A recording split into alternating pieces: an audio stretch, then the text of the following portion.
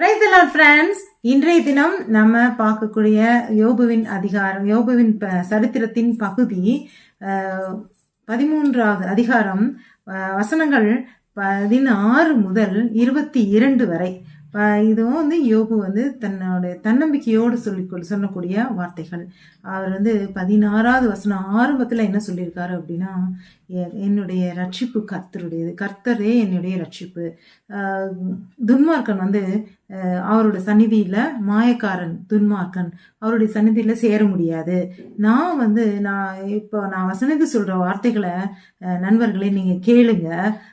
நான் என்ன சொல்றேன்னா, நான் கர்த்தருடைய கண்களுக்கு முன்பாக முதல்ல சரி, இதுக்கு முன்னாடியும் சரி, என்னுடைய நிலைமை நல்ல நிலைமையில் இருக்கும் போதும் சரி, இப்பொழுதும் சரி, நான் நியாயமாக நடந்து கொள்வேன். நீதியை என் கண்கள் விட்டு அகலாது.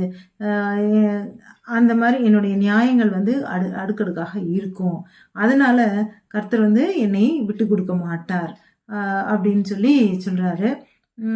இருந்தாலும் கொஞ்சம் அவருடைய மனசளவுல கர்த்தர்கிட்ட பேசுறாரு.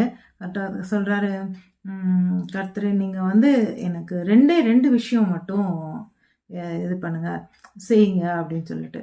ஒன்று, உங்களுடைய கையை அவர் இவர் என்ன ஃபீல் பண்றாரு, கர்த்தர் தன்னை அடிக்கிறாரு, பின்ன வேற யாராலையும் மனிதர்களையோ எதையுமே ஒன்றும் செய்ய முடியாது. எந்த செயல்பாடு நடக்குதுன்னா கர்த்தருடைய தேவனுடையதாக தான் இருக்கும் அப்படின்னு. அதனால இவருடைய எண்ணம் கர்த்தர் நம்மளை அடிக்கிறார். அதனால உங்களுடைய கையை என்னை விட்டு அகற்றுங்கள், என்னால் தாங்க முடியாத பாரமாக இருக்குது, நீங்கள் கொஞ்சம் என்னை விட்டு விலகி இருங்க.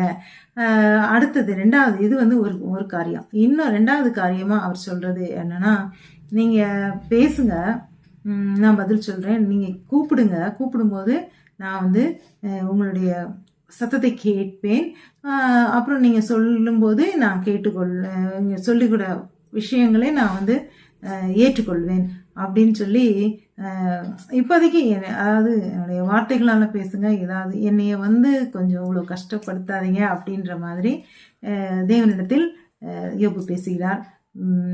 மீண்டும் நாளை சந்திப்போம். அப்பொழுது கர்த்தரும் யோபுவும் என்ன பேசுறாங்க அப்படின்றத பார்ப்போம். அல்லேலூயா.